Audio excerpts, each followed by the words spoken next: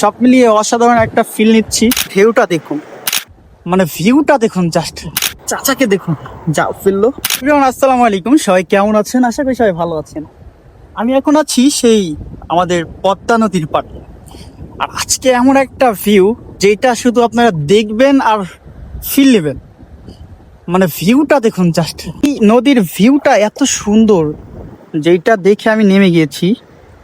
মানে জাস্ট একবার দেখুন, এত সুন্দর ভিউ আপনি হয়তোবা এর আগে কখনো এই অন্তর্মোড় পদ্মা নদীতে দেখেননি। যে একটা চাচাকে দেখতে পাচ্ছেন, এই চাচাটা মাছ ধরতেছে নদীতে। চাচাকে দেখুন যা ফেললো।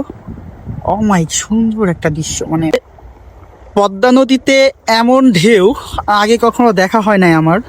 সো এবার একটু ভিন্ন রকমের পদ্মা নদী হয়েছে আমাদের অন্তর্মোড় পদ্মা নদীর মাথা। আর ঢেউটা দেখুন, জাস্ট একবার ঢেউটা দেখুন, অমায়িক ভাবে ঢেউটা যাচ্ছে। ও সুন্দর ভিউ, আগে কখনো আমার দেখা হয় নাই। এবার একটু ভিন্ন রকমের পদ্মা নদী সেজেছে। এই যে আপনার ঢেউটা দেখুন, একটু ঢেউটা দেখুন। মানে সেম আপনি 4-5 হাজার টাকা খরচ করে আপনি কক্সবাজারে যাবেন, সেখানে গিয়ে সেম ভাবেই আপনি এই ঢেউগুলা পাবেন। রাজবাড়ী পদ্মা নদীতে আগে কখনো এমন ঢেউ হয়েছে কিনা আমার জানা নাই, আমি কখনো দেখি নাই। তবে এবার একটু ভিন্ন রকমের ঢেউ দেখতে পাচ্ছি। এই জায়গাটা অসম্ভব সুন্দর লাগতেছে। এখানে বেশ কিছুক্ষণ সময় যদি আপনি এখানে কাটান, তাহলে আপনার একাকিত্ব দূর হবে।